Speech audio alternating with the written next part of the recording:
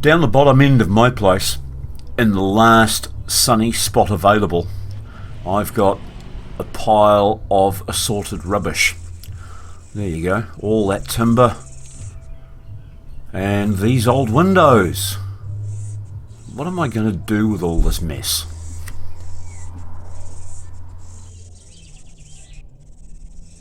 Well, the neighbours who live over the bottom fence are probably thinking, take it to the dump, take it to the dump.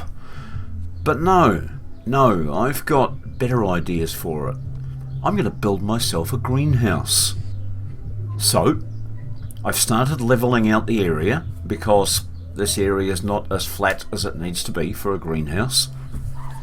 So the soil that I've chopped out of here, I've actually put up onto the area behind, but I carefully cut the grass sods out before I did it. So that means that the grass will regrow really quickly on this piece that I'm designating the pathway down the side of the new greenhouse. So that's the groundworks taken care of. Now I need to have a look and see just how much of this timber I've got and see what can be made out of it all without spending any money, because that's always one of my priorities. Get stuff built without spending money. You can see that, as usual, I'm struggling with an injury. This is that torn MCL ligament on the inside of my knee that I've been putting up with for the last few months. Because I'm doing a lot of ladder work today and walking around on uneven ground, I've decided to wear that knee brace. So I get all the tools down onto the site, various hammers, saws, there's a few gardening tools that I have been using. They're done with now because the groundwork's finished. As usual, everything involved in the build was completely and absolutely free. These posts I managed to get from my mate who is a kiwifruit orchardist, and every few years they pull out the vine supports and replace them. So these posts are 20 years old, still very serviceable, but in the kiwifruit industry they keep stuff up to scratch and pull these things out and either burn it or stick an advert in the paper. So Kerry's pulled all these out and left them in a pile, and I'm allowed to have as many of them as I like. They've got random bits of wire, staples and bracing timbers attached to them, so I'll peel those off. Should have probably given it a water blast to start with, but that can come later. Stu's handy tip: when you're going to pull a big nail out like this that's been in timber for a long time, give it a whack in first. Just give it one good whack with a big hammer and that will loosen it into the wood and make it a lot easier to pull out.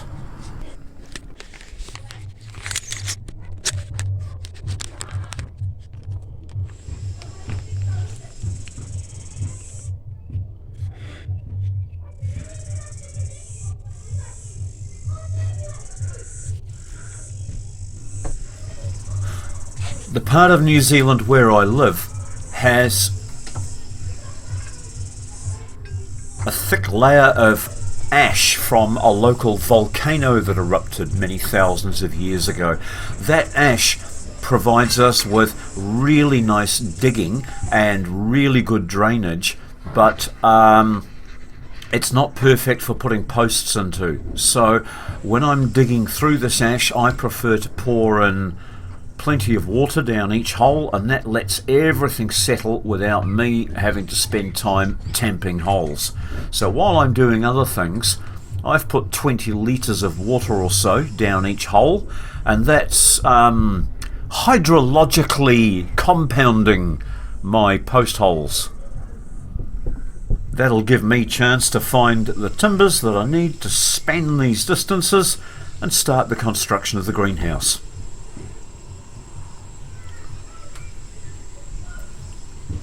A little bit of light tamping as the water sinks down. It's a stage by stage thing.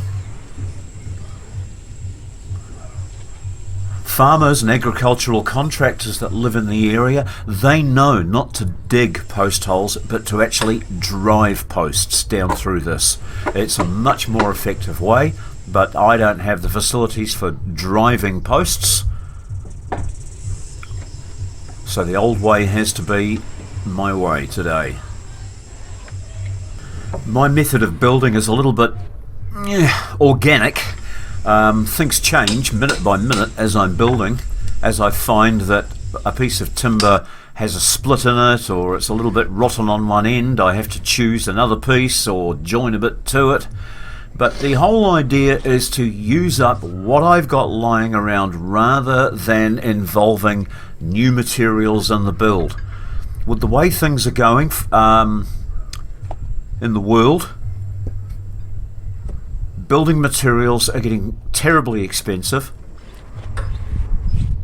So reusing items like this, I'm doing everybody a favour. I'm leaving the good stuff for other people. I'm saving myself money by not having to purchase it myself, and it's tidying the place up. It means that I haven't got this crap lying around behind sheds any longer. Gives me more space.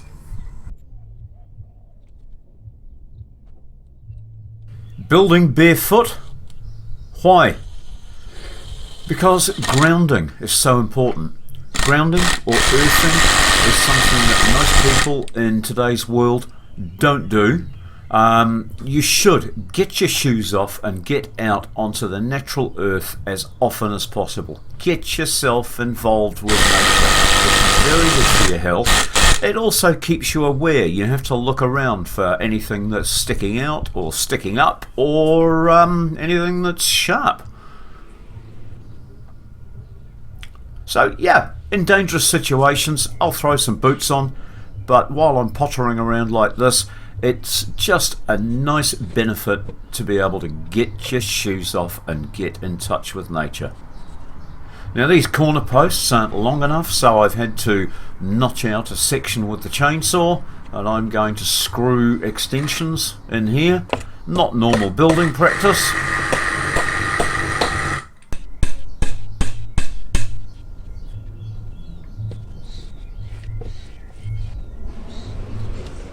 Having plenty of other buildings around with perpendicular edges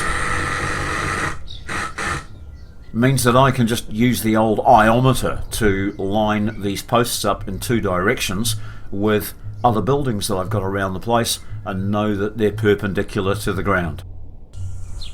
The main rail to go between these posts is a long piece of timber about 4.5 meters long that I don't have, so I'm going to be joining two pieces together with two pieces of pallet timber. This odd join will cunningly be incorporated into the design of the build.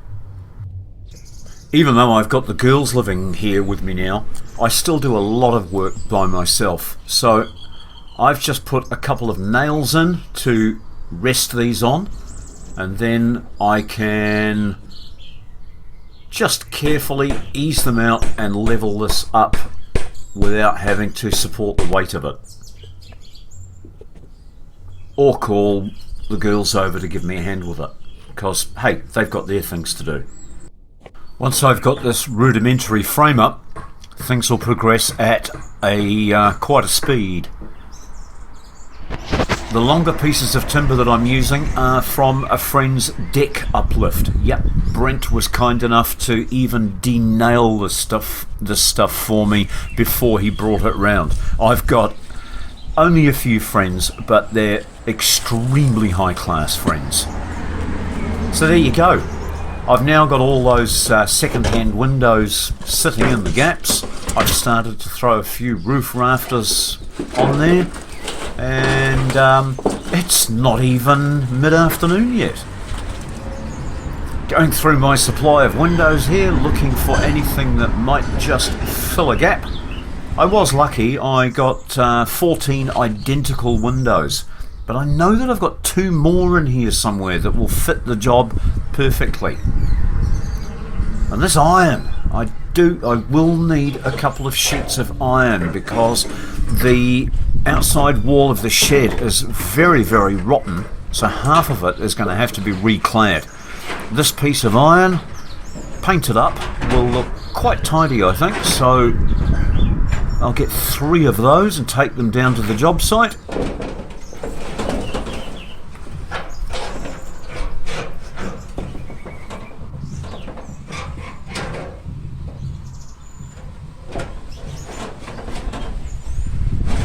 So I've peeled off the sarking that was here originally, and I'm now just making sure that these are going to be a fit, that I've got something to nail them to, and that they overlap and keep the thing watertight.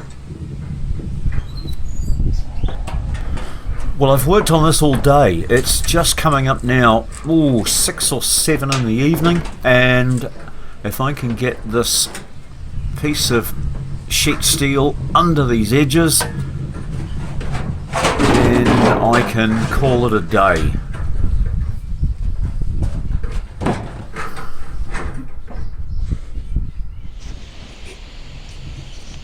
As I say, working by yourself, always a challenge, always having to invent new ways of doing things.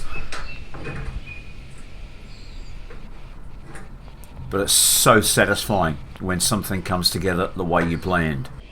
It's the morning of day 2, and the rabbits have been asking to be let out so that they can come and have a look and see what I've been up to.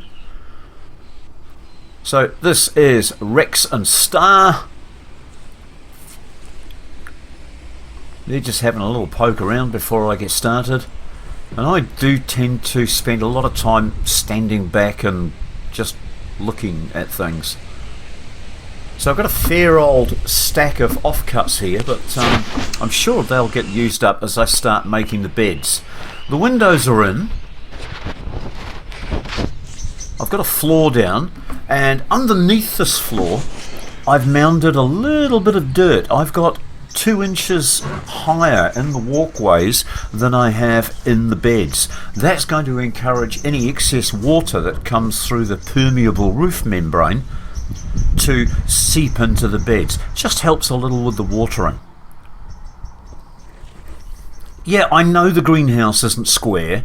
I haven't got room for a square greenhouse, so this is a wedge-shaped greenhouse built to fit a wedge-shaped piece of ground.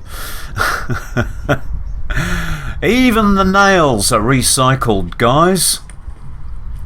Haven't spent 1 cent so far. All these windows were free. They were from the dump.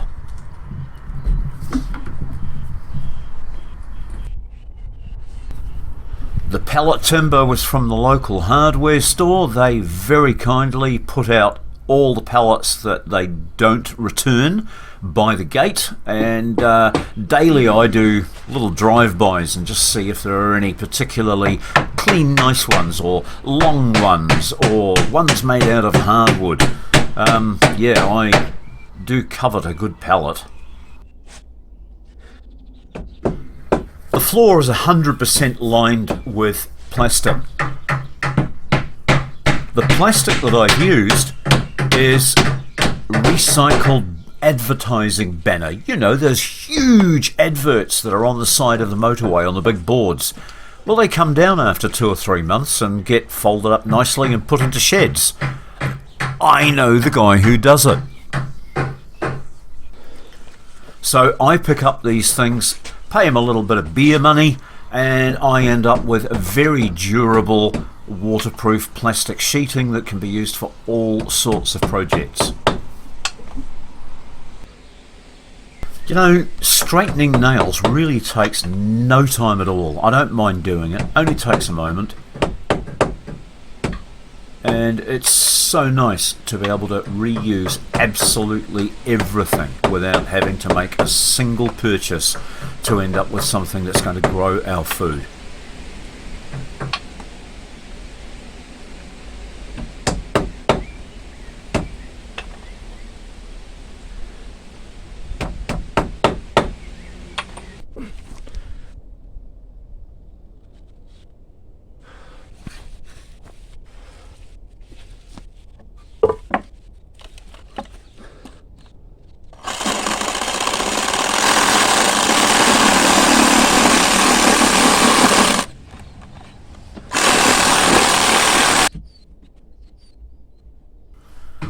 This is how you end up with bad knees, guys. Don't do it. Don't nail against yourself. You're just being cruel to yourself.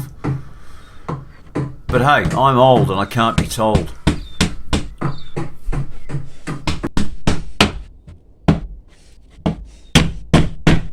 Well, what have we got so far? Ooh.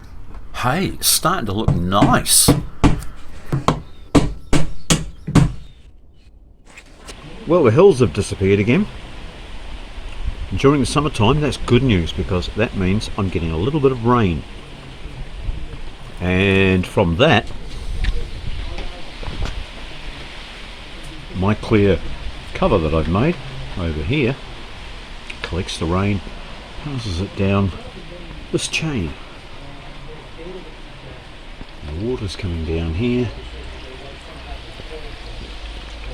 and it finds its way into my newly cleaned water container, which isn't an expensive water container. All it is a rubbish bin with a tap on the bottom. I've got two of them and I can just swap the chain from one to the other, and that provides me with 140 litres of kitchen water. I don't do any flushing or washing with this. This is just consumption. Nice, clean rainwater from the New Zealand sky.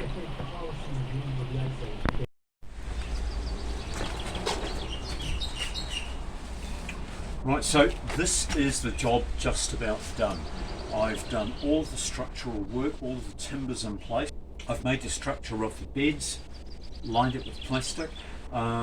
I've lined the beds with two pieces of plastic so that any water that falls through the permeable roof and falls onto this floor area is going to roll down because the floor area is built up, and it will seep into the beds under the two pieces of plastic.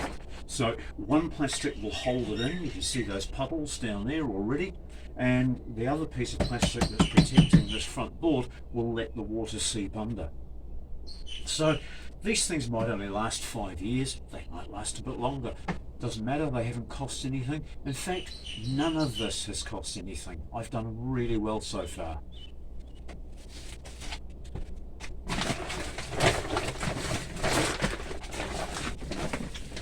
So I'm only stapling this in here lightly, that's all it needs, because the soil itself will hold it in place.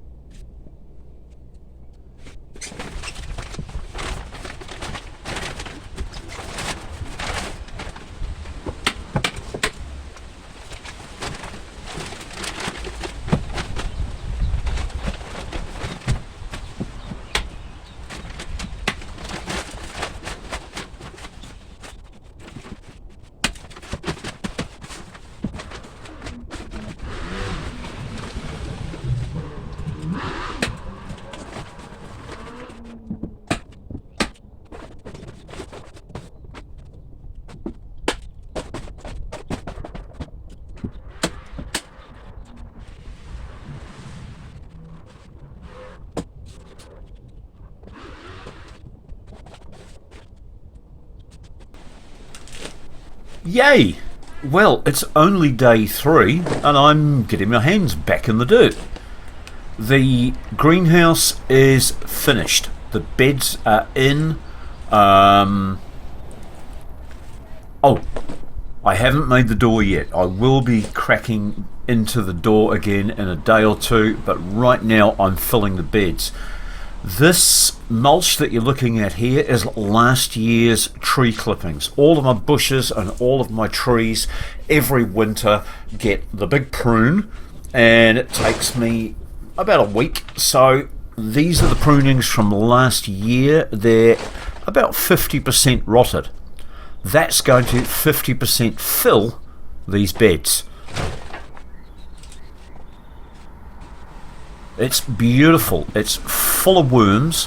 It's got some mushroom spores in here too. I've seen the odd mushroom coming up.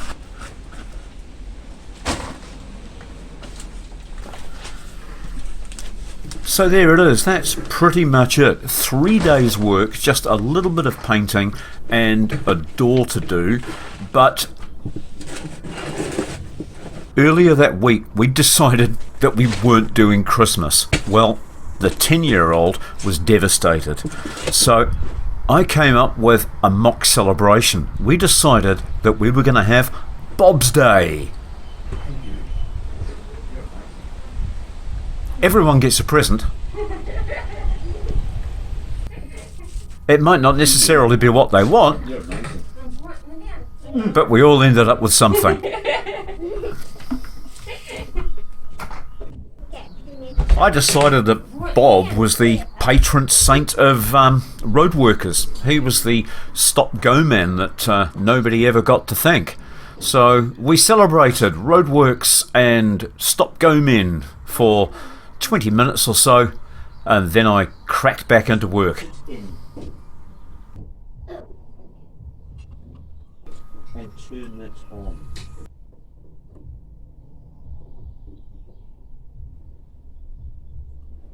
Не смотри на них.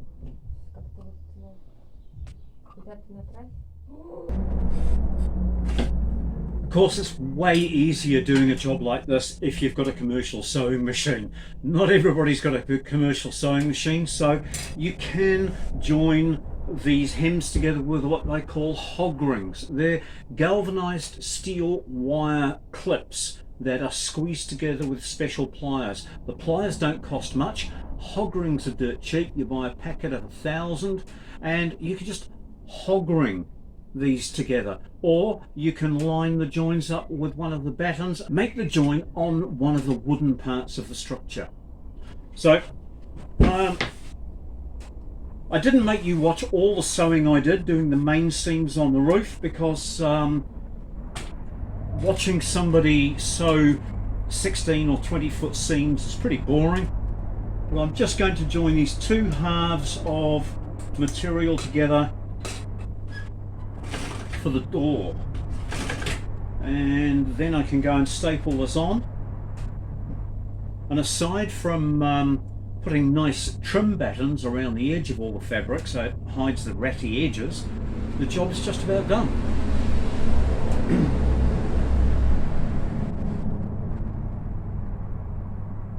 Anna's out there now selecting plants to go in.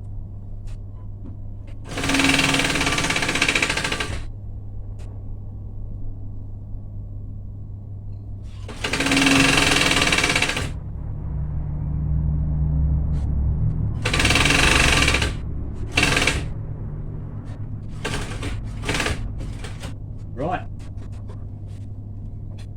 get this up, door handle and a door catch, and then we can start growing salads.